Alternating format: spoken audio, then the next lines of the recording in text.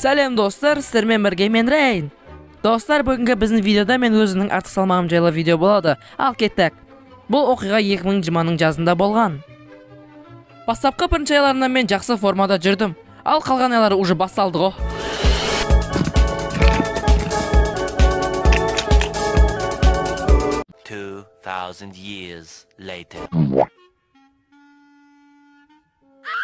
Мен шын мәнінде толып кетіппін.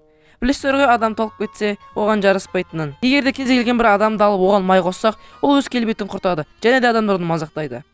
Мен де және содан қатты қорқып, және де мен болды арықтаймын.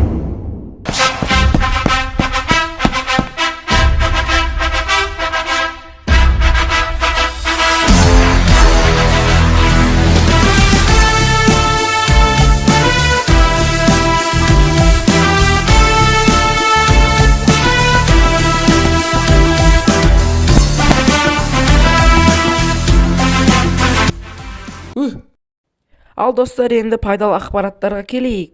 Калория көбінесе қай жерде бар? Әрине бұл фастфуд. Сіздер мүмкін күнделікті жейтін бургер, пицца және тағы басқа. Міне осылардың ішінде өте көп калория бар. Ал калория бар жерде артық салмақ. Ал достар, егерде біз дұрыс тамақтана білсек, біз жақсы боламыз.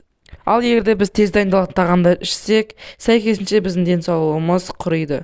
Сол үшін достар, дұрыс тамақтана білейік. Ал сіздермен болған мен Рейн. Сау саламатта болыңыздар.